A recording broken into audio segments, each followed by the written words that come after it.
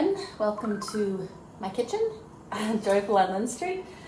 I'm going to be canning tomatoes, one of many. Oh, my phone's going crazy here. For the first time this year. This is one of my absolute favorite things to do as far as preserving goes. I love canning tomatoes, and it kind of goes back to when I was young, and my aunt taught me how to can tomatoes, so I do it how she did, which is probably a little bit different than maybe your typical way to can. It's not necessarily, I don't even know the acronym for the, I can't think right now, for the association or the whatever department in charge of like overseeing, I don't know, FDA, whatever. Anyway, not necessarily approved by them in their way. It's more of an old-fashioned way to can. It's along the lines of like how you would see maybe Amish or Mennonite canning, at least from the videos that I've seen. I actually, when I was canning this way, I didn't know that. I didn't know it was, when I was taught this way, that it was anything different or strange. And then actually this year, I've started watching a lot more canning videos and getting into that, and realized that there is actually a term for it, for how we can. This is called hot kettle method. And it's basically where I don't water bath my tomatoes once they're in the jars. So I have all the jars, I sterilize them. I have them kind of like, I'll show you when I get there. I have them next to on my stove, all the jars upside down, sterilizing. I got my big pot of crushed tomatoes, which is how I like to can them. I find I use them the most as crushed tomatoes. And getting that boiled super hot for a long time. There's this nice thick froth on top. And then, so I put the super hot tomatoes into the super hot jar, lids on, and that's it. So everything is going in hot. And one of the reasons you can do this is because tomatoes are very acidic. And again, going back to what I think I mentioned before is disease of botulism, any sort of like that, can't survive in an acidic environment. So it's not a concern for me anyway. And again, this is something that everyone I think needs to determine on their own, do their own research and what they feel comfortable with.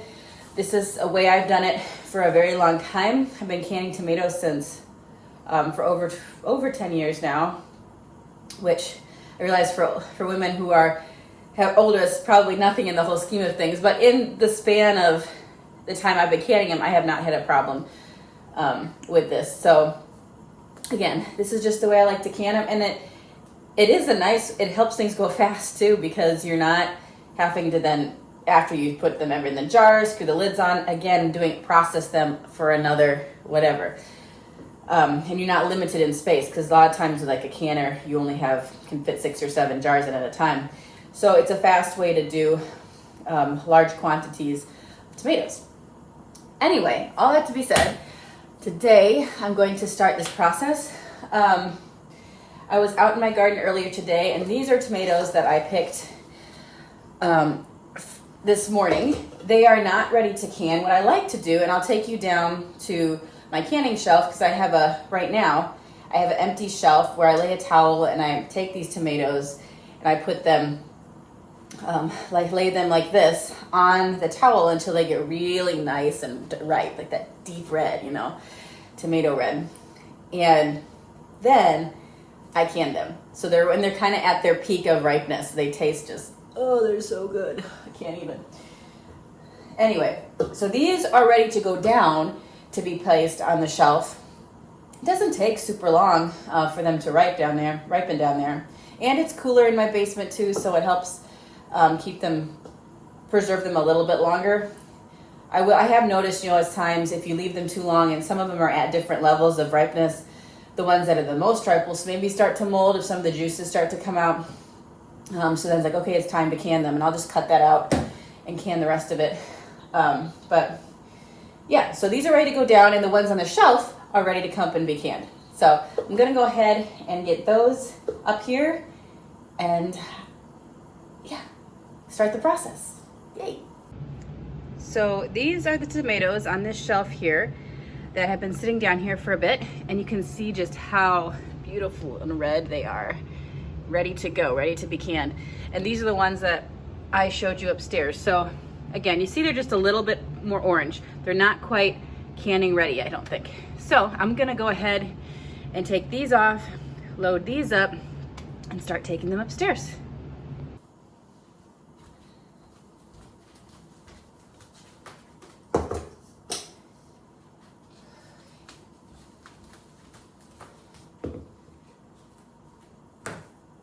Okay, I've got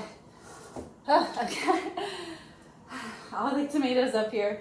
Wow, tell you what, you don't quite realize the toll that even just being pregnant takes on you. Try to walk up the stairs with carrying something heavy. I tell you what, or either that or I'm just that out of shape, which is very possible. So I've got these up here.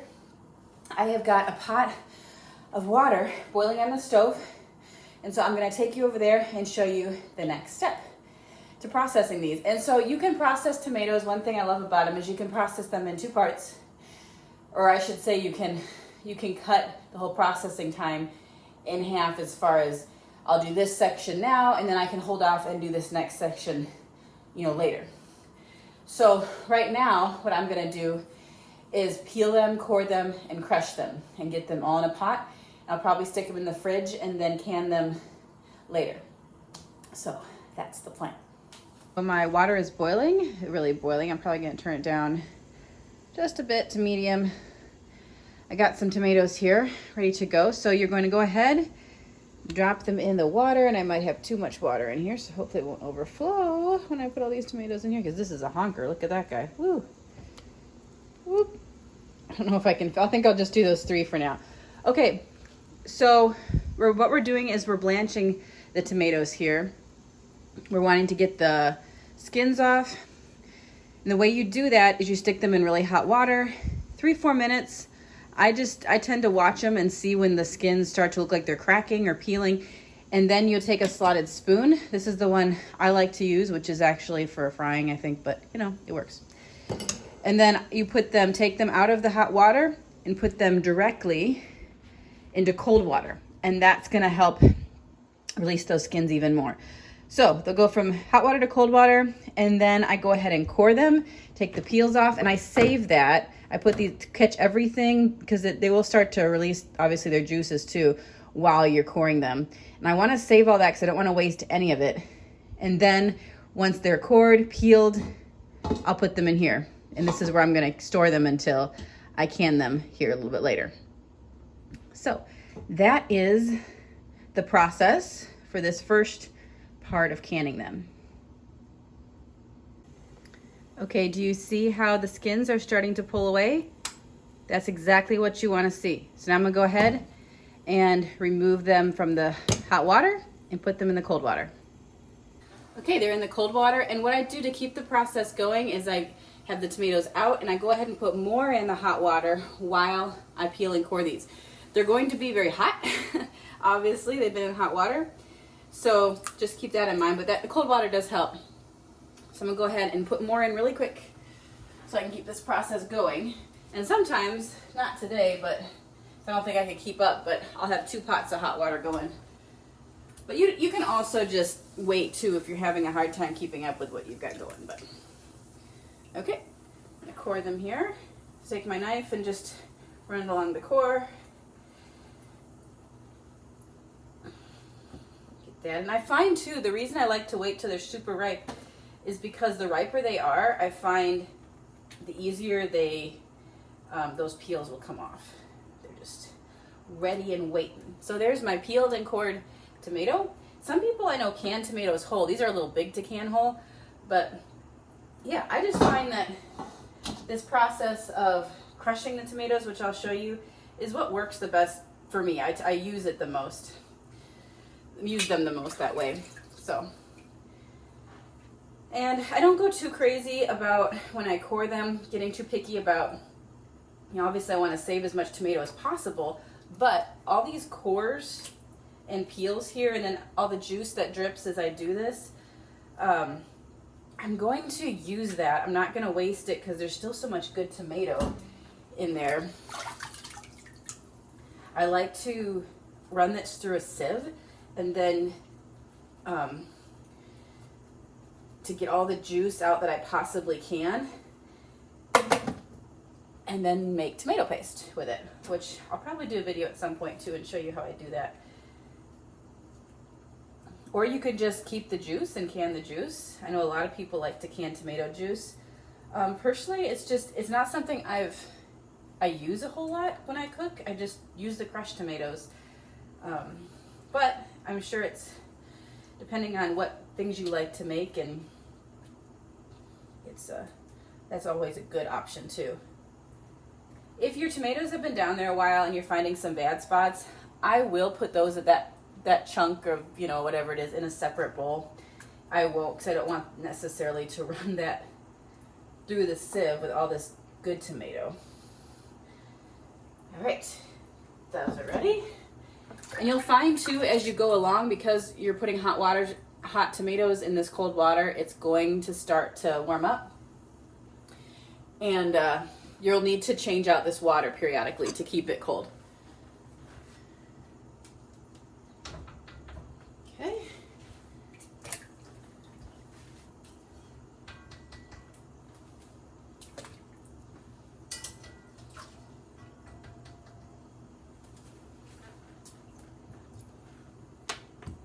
I like to have a rag so I don't drip across the floor. across the floor. Just, yeah.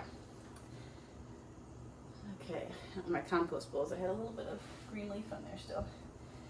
Green stem. Okay. And I don't have tons of tomatoes, so it shouldn't take me too terribly long to do this process.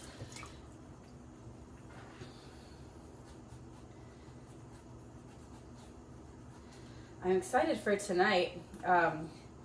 Well, yesterday was a fun day. Yesterday, my husband and I went to our 12-week, even though I'm around 13 weeks, we went to our 12-week doctor's appointment, and we got to hear the baby's heartbeat for the first time. So that was super special, and just, very thankful to hear that, and just trust in the Lord for His provision and protection on this baby for the rest of the pregnancy. But that was really neat. So we did that, and then afterwards I made baguettes, which kind of flopped. I've made these sourdough baguettes before and they turn out good, but I think this time I overproofed them and whatever. I mean, they're okay, but they're not amazing, but I'm going to use them anyway. And so I make crostini out of them. And one of the things I love to do with crostini is put cream cheese, smoked salmon, olive tapenade, and then those pickled onions on top. Oh, that is just, one of my favorite things ever. So I was craving smoked salmon, but smoked salmon is expensive. And I remembered that my mom had gotten me a gift card, which I hadn't had a chance to use yet, this last Christmas, for a fresh seafood store we have here locally. And so we stopped there after the doctor's appointment so I could get some smoked salmon. And they have these honey smoked salmon nuggets that were so good. And it's mostly gone. I mostly already ate them. Actually, I'm going to put the tomatoes, I think, over here. It might just be easier. But anyway, so I have some crostini. And while we were there, I got smoked salmon. We also got these prawns, big, it kind of look like big shrimp. And we're going to grill those tonight. I looked for a recipe, and we looked this morning and found kind of this, garlic lemon with so a little bit of hot pepper in it that we're going to put over it. As kind of a marinade before we grill them. We're both super excited about that. And then Nathan also got these bacon wrapped scallops. They're small. I mean, they're pretty cheap. And I got crab cakes too. I just got 2 crab cakes because I like a good crab cake. So I don't know if I'll cook the crab cakes today or not, but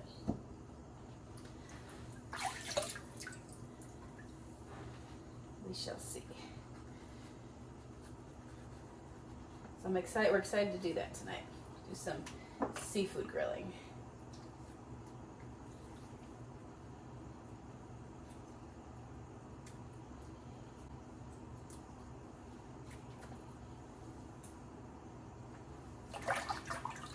Starting to get a little warm, but I think I'm gonna let it go a bit longer.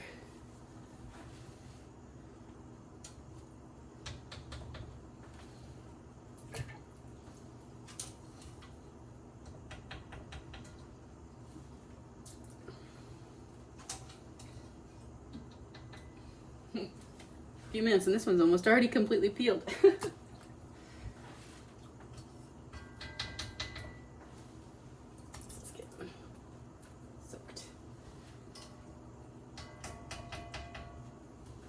I have a couple friends coming over this afternoon, some young gals that are going to help me do some things here around the kitchen and in the kitchen, and so I can get caught up. The last 2 days have been kind of rough physically for me again. It's funny how it just kind of, I don't know, goes so up and down like that, kind of unpredictable. But I wasn't able to get a whole lot done. So they're gonna come and help me get some things done. I've got a list. I don't know if we'll end up canning the tomatoes while they're here or not, or if I'll do that later. Just depends how other things go. Oh, another reason that I wanted the crostini was because I wanted to make bruschetta. I want to try my hand at making my own mozz. And this is going to be kind of a quote-unquote fake, not fake mozz, but instead of rennet, which you typically use, when you make cheese, I'm going to use lemon juice. And I actually ordered some rennet, but it hasn't come yet. So I'm going to try using just the lemon juice for this first, little bit of fresh mozz. And then probably do some rennet after that. So yeah, I'm excited to try that. So we'll probably do that while the girls are here. And I also have a couple other little things. I want to make some taco meat. Last time, actually, one of them was here with me. We made taco meat.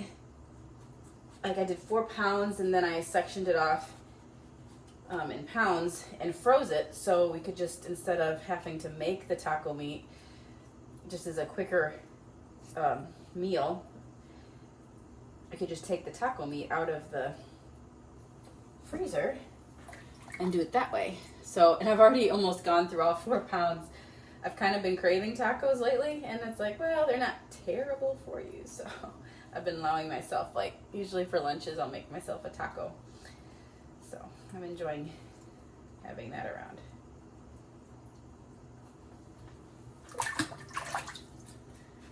Okay, let's check this next batch.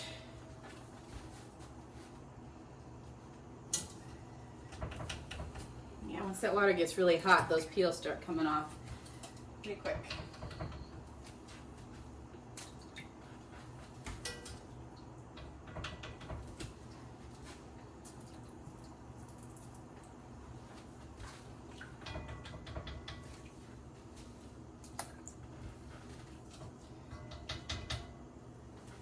This one didn't quite, oh yeah, it did, okay. Sometimes they look like the skin hasn't broken yet, but once you put them in here, it does come off, start to peel. This is, I think, the last batch that are gonna go in the water here. Well, I've got a couple of really big ones, so they didn't quite all fit in there. But yeah, pretty simple, really. It's just, doesn't take too long to do this first part.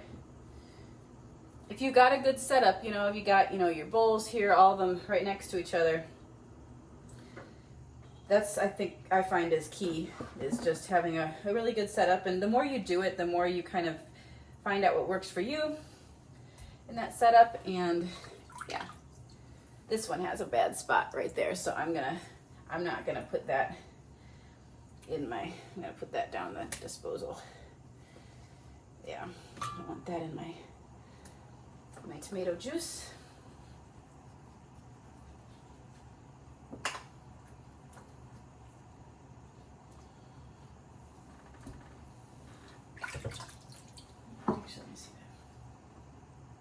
oh, I love the smell of tomatoes even, you know? It's just, it's like summer slash fall. It's that segue to fall to me, I guess that's what it, yeah, I love it. Can't believe that it's mid-August already. Time is just going quick, very quickly, per usual.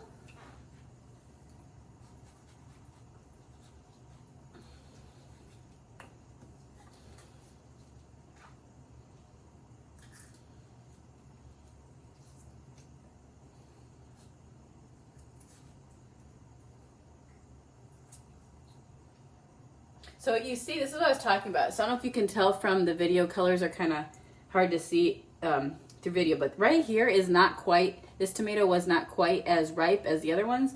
So even though you put it in the hot water for the same amount of time, it doesn't peel the same. It just doesn't peel as good. I find sometimes I have to just literally take a chunk and put it in here, but that's okay because I do repurpose what's in here. So I'm not as worried about that, having to take a chunk out, but you don't want skin in the tomatoes you're going to can. So you really want to make sure you get all that skin off, even if it means, you know, having to take a chunk off out of your tomatoes. I just kind of burrow my fingers in there and pull out what I need to. Especially when you get to the back, sometimes you literally have to make a hole to get all of that out. Holds on really good. Okay. Yeah, I mean, this is getting warm, but I'm so close to being done. I think I'll just let it go and it'll be okay. And we have that Disney movie Frozen to thank for the fact that every time we say let it go, we feel like bursting into song.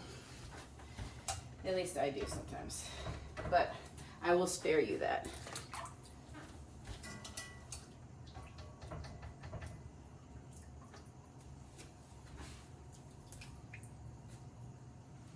Okay, just 2 more tomatoes going in this water and we are nearing the end. Yeah, these were a couple really big ones. The first tomatoes here that I picked were pretty big.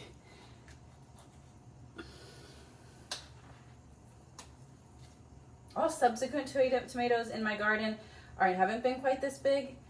So I still do kind of wonder if we live right, if you've seen some of my photos, we live like right up to a field. Our backyard is really butted up to a field.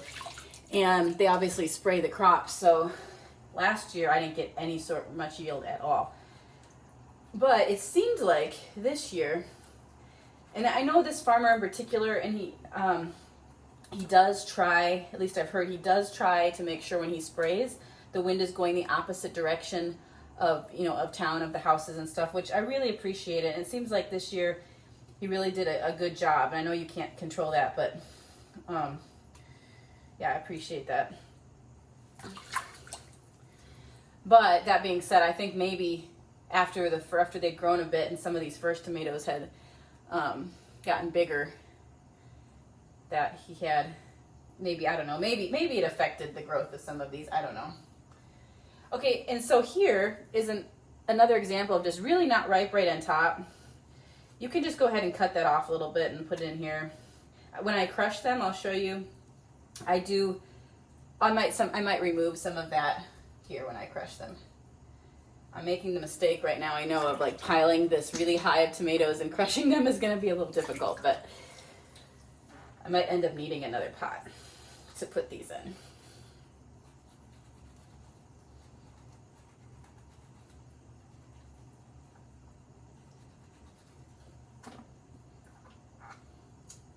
Yeah, this one for sure is going to need to cut some of that away. Some of it's just not ready yet. Maybe I should have let him ripen just a little bit longer. Oh well.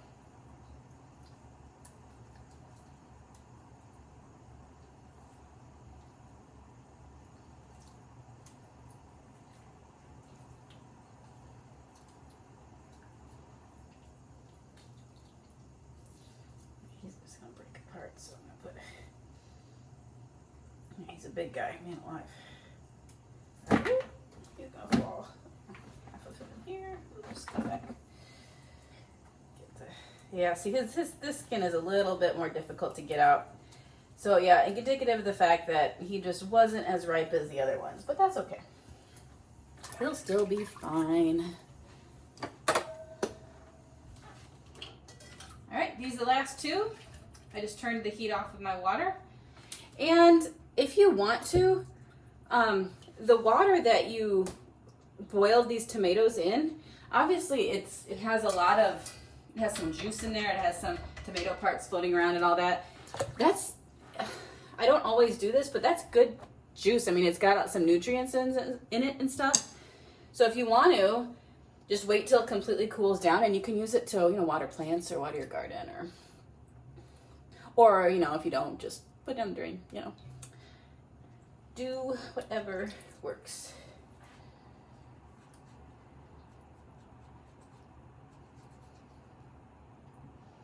Actually, now that I think about it, the sieve I have, it might be broken. I might have to, it's like just this old vintage sieve, you use your hand, and I might have to invest in a new one.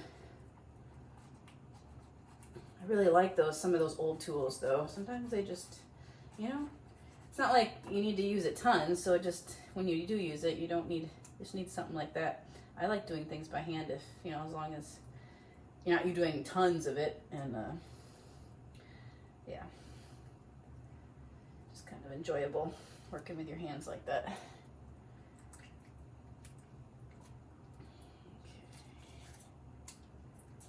I'm just taking some chunks off the top with that guy. Okay, that's it. That is all those tomatoes. I'm gonna go ahead and crush them now in this pot, and I might have to get another pot out for overflow, but they are now ready to go to the next step. Now, this is all the tomatoes that I peeled. This is full.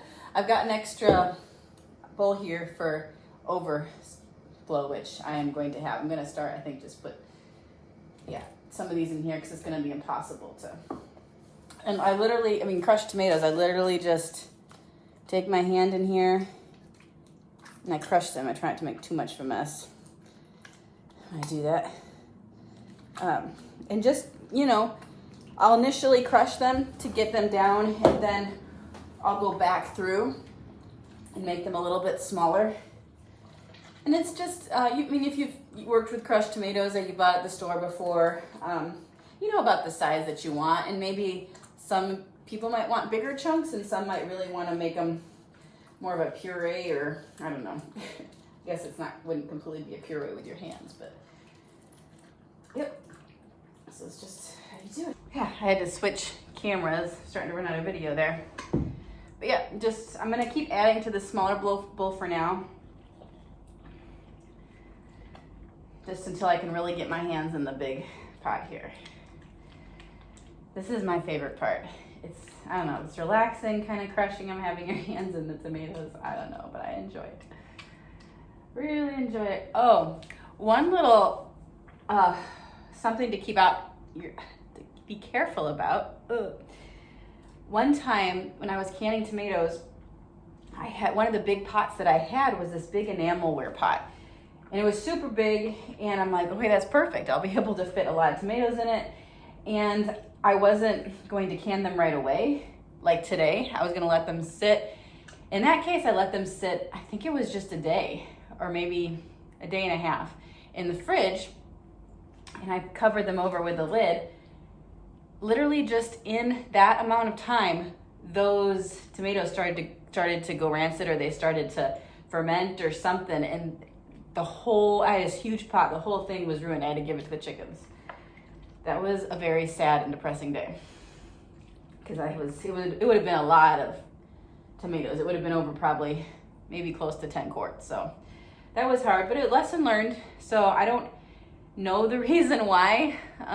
If there's something in the enamelware that just broke down the tomatoes, I don't know. But ever since then, I've been really careful about keeping them in the fridge overnight in anything. It makes me kind of nervous, but yeah, I think in the metal will be okay, but stay away. Ever since then, I don't actually use enamelware a whole lot for a lot of things. I have a couple pots, and I use a big one I have for water bath occasionally. I'll use it for, but other than that, it's just not worth it to me. And if I looked it up and probably, understood the science behind it, maybe I'd know in what environment that happened and how to prevent it or what things I could use it for, but then I'd have to look it up. And, I don't know. When it comes to all that scientific reasons behind things, it's not my forte. I don't have that kind of a mind, but my husband does, so I'm like, hey, could you look this up? And then, after you understand it, explain it to me like I'm 5, and then I will understand it. Okay, I think that's, about it for this. This is getting full. I'm gonna start to crush these last ones in this pot.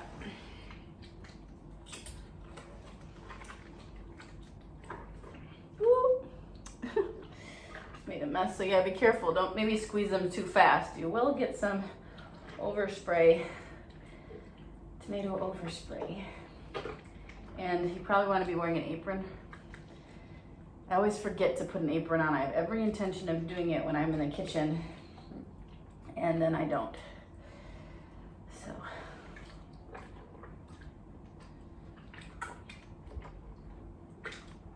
I forget how many quarts this pot is. I don't know. But this should be at least 6, I would think, quarts of tomatoes. That's my guess, maybe more, which is a good fair amount for our first batch. So happy about that.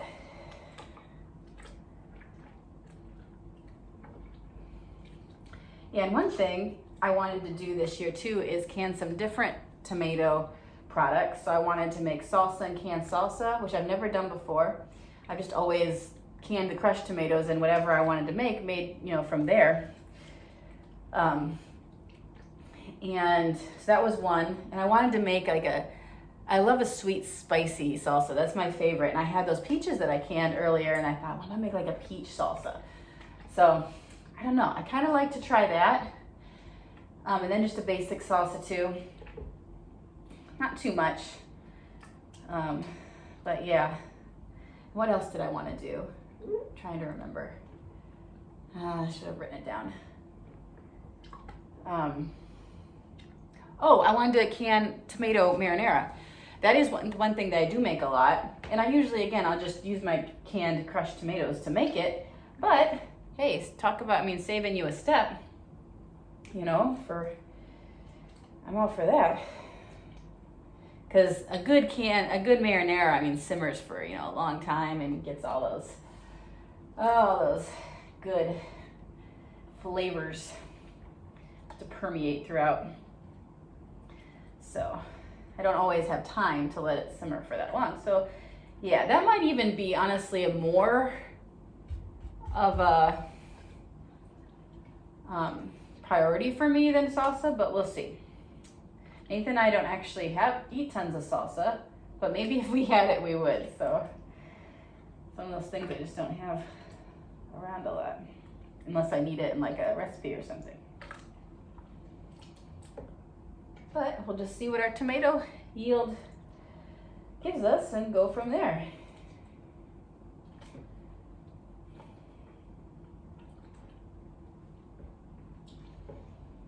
But I would say, I think for the most part, when I use my crushed tomatoes a lot, you can make chili. I make chili with them, but I do make a lot of marinara with them. So if I'm already turning, these crushed tomatoes into marinara, yeah, this year is a year. I know it's going to take a couple years, and as our family grows, it'll change too. But it's a year of figuring out what and how much of things that we eat. So I can better plan for garden. Like I'm trying to write down like how many quarts of beans I can, and I'll try to do that with tomatoes, and see. I'll better gauge for next year. Okay, if I need to plant more of something or less of something, we really just didn't eat that or like it. So I'm trying to do that, and I've canned several new things this year. And yeah, I'm gonna curious to see like how much we'll use them, and I didn't go too crazy. Like I canned pickled banana peppers, which I'm excited to use. But I have so many still. I got some in the fridge downstairs, and I picked a couple more this morning. So I've got to figure out something else to do with those. But anyway, just like, yeah, some different things like that. Do you ever like, I find myself, even though I can these things that are kind of different, I'm so excited to have them on my canning shelf. Like the tart cherries, for instance, or even the peaches, that it makes me sad to use them and see them go, which is bad because then I don't actually use them. I just let them sit there and look at them. The problems. But yeah, I need to actually use them so that next year I will can more. Okay, I think this is good, a good crushed tomato for me. Let me put my hands in this one here one more time and feel that. Okay, that's good. Yeah, so I'm gonna see how much in this white bowl I can fit into my pan here, or my big pot here. And yeah, once you crush them, obviously they take up more space, so you don't have to need as much. So just get a little bit of a scoop here. Scoop these in here.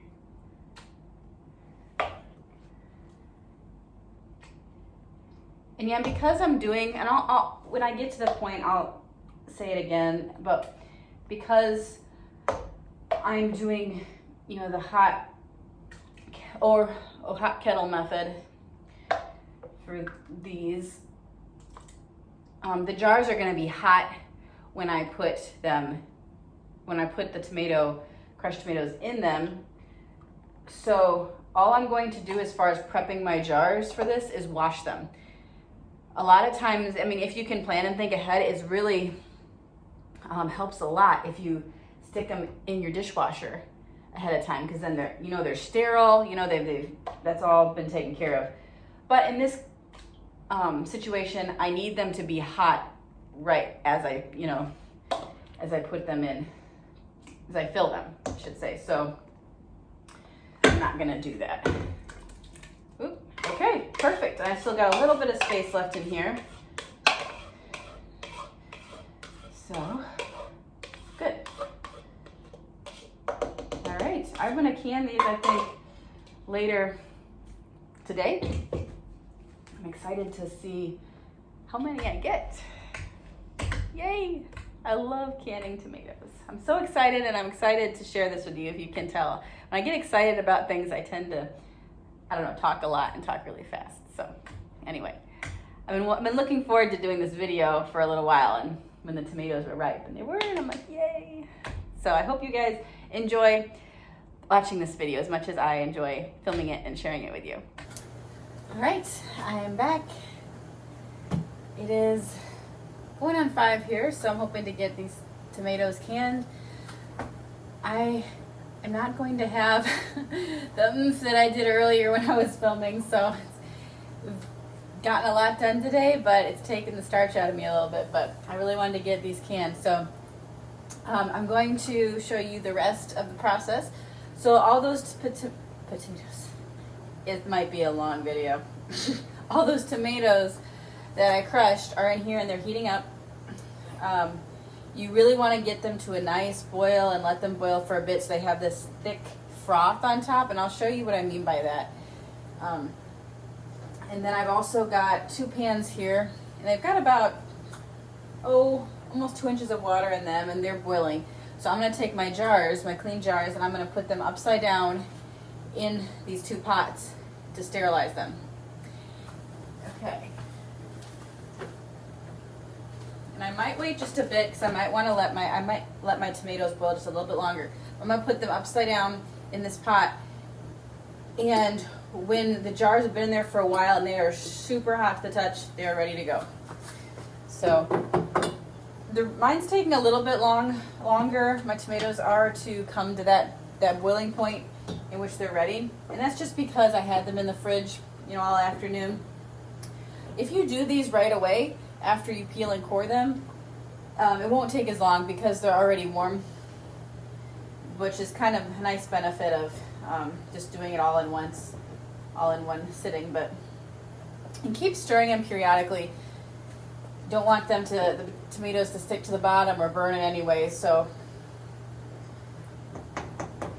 yeah, it's not quite to the rolling boil. Like, it's got a nice froth on it, but it's not quite there yet. So I'm gonna let this boil for a little bit longer, and then we'll go ahead and fill the jars, get the lids. And what I like to do too is, you don't have to do this, but because I'm doing a hot kettle, these aren't getting water baths, I feel a little bit better. I feel like it loosens the rubber on the seal to just get a better seal. I go ahead and I stick the lids in the water with the hot water with the jars. So for a few minutes, then I pull them out as I need them to go with each jar.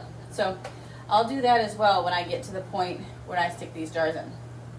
But I'm gonna go ahead and let this boil for just a little bit longer, and then we'll get to it. Okay, this is what I mean when I say froth. And as the tomatoes boil, you're going to see this nice tomato froth come to the top, and that's what you want to see. And then just let it boil for a little bit longer. It's got a nice rolling boil. These just need to be really hot, which they are. Yeah, they got a nice boil. So I'm gonna go ahead right now and put my jars upside down in my hot water to get them to sterilize. Okay.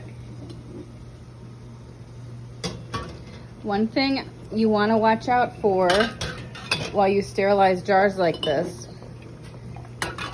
is if you have them in here for a long time, what's going to happen is the water is going to slowly start to creep up the jar. If that happens, just, lift it up and let the water out and put it back down again. But I think I can only get 2 in that one.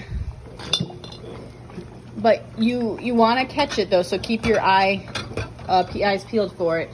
If that starts to fill, I mean, I've never personally experienced this, but I was told anyway that, I mean, if it fills, and it'd have to be, I think it would have to be going for a long time, but it would potentially cause the jar to explode and burst. So not to freak you out, but it's easy to see as the water just starts to come up, and just, lift it up, release the water, and stick it back down. Okay, and now I want to get my lids in there. Try to get my lids out. There we go. And I just put as many lids in there as jars for now. So I got about 5, and then I just periodically keep adding to them. All right. So I'm gonna let these heat. This is perfect right here. What's going on? Keep stirring it occasionally.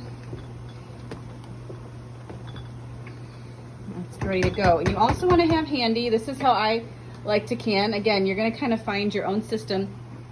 I've got my ladle, I've got my little funnel for my jars, which, I mean, honestly, if you had a bigger one, it'd probably be better. This is obviously vintage and old and what my mom used, so it's just what I like to use. And then also a bunch of clean rags. And I like to wipe the rims off with those. When I also, if you're gonna put your jars in the hot water, you'll need one of these to get them out, just a magnet. And then a chopstick or something similar. So you can just run that through there and get the air bubbles out. All right, here we go. Check these. It shouldn't take too terribly long. Ooh, these are already getting really hot. And I've got you can start to turn this heat down on these pots. So don't go too nuts, don't get crazy. But yeah, they're getting too hot to keep my hand on there for any, length of time. So that's kind of how I gauge it. If I'm like, whoa, if I really can't touch it, I'm like, I know it's ready. All right, I'm ready to go. My jars are piping hot. This is ready to go. So I like to take my rag, and that's what I use to grab the bottom of the jar. I'm sure there's other things you can use, better ways to do it. This is how I've always done it. It's kind of one of those things where you just get, in the habit of it, and hey, if it's not broke, don't fix it, right? All right, start to ladle it in. I will say every once in a while, run your ladle to the bottom of your pot to just kind of give it a stir, because sometimes the chunks of crushed tomatoes will go to the bottom. And of course, we don't want tomato juice and just chunks in one. We want them all to be kind of equally distributed. So, all right, and then you want to fill it. All right, just to the neck. That's what I call the neck, just like that. Ooh, and they are stinking hot, so please be careful. Then wipe the rims with another clean rag. Make sure you get any excess tomato particles, oops, there was a chunk, off. Magnet. Grab a lid. Put it on. Oh, my rings are over here.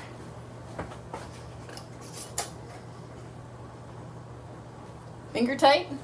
Good to go. That's that one. I'm gonna move some of these rings over just a little bit closer to me. Put them here. And I'm gonna go ahead and replace the jar. I don't know how many jars this is gonna be. Yeah, I'm not sure. So we'll see. Okay. So yeah, what's important in this method of canning is that everything is really hot.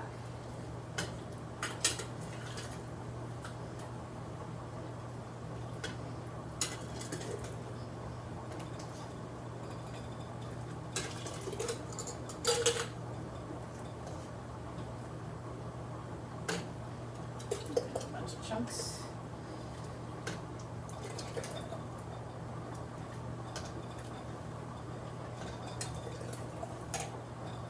Some of these jars are old, and they're like, I think they're slightly bigger than, like, I feel like they're kind of vintagey, and they're slightly, oh man, it's getting hot. Okay, grab that. I feel like they're slightly bigger than just your average quart jar.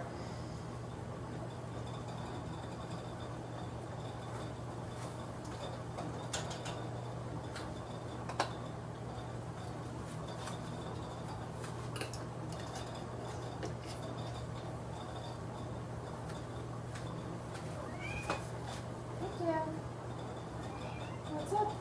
Oh, you're fine. Okay, another jar in there.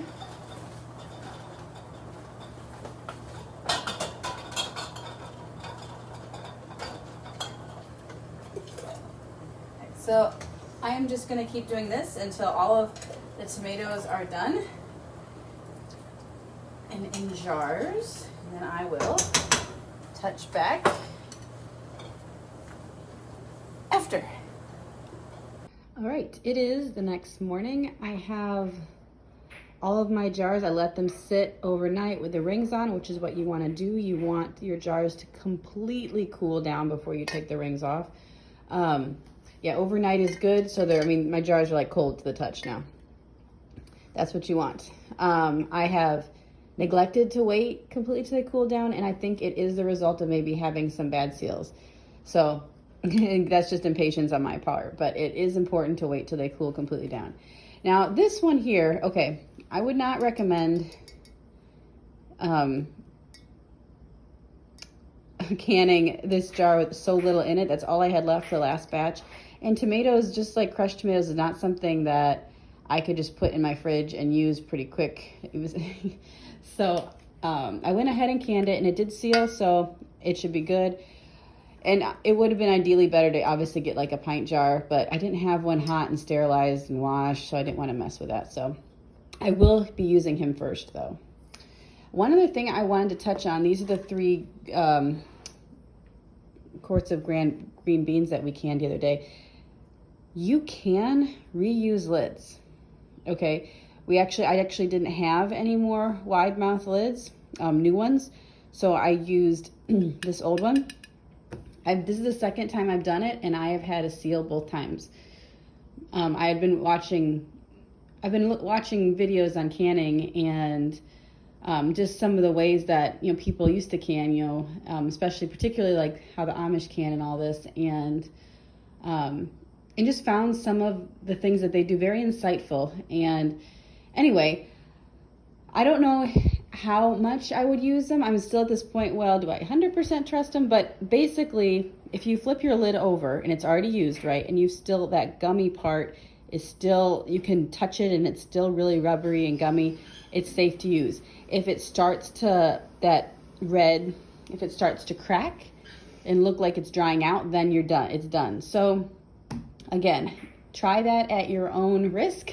I've done it successfully twice now.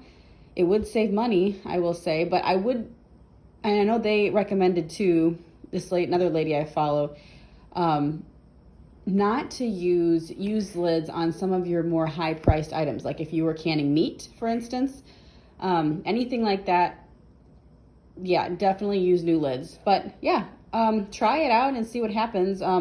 Obviously, if we lose a can of green beans, it's sad, but I mean, it's really only, I grew these green beans, so I'm not losing any money. I'm just losing some time that I put into them. So yeah, it's interesting. I don't know if I might start doing a little bit more. We'll see how that goes, but this one worked out well. So I thought I'd touch base on that. And yeah, put these tomatoes on the shelf.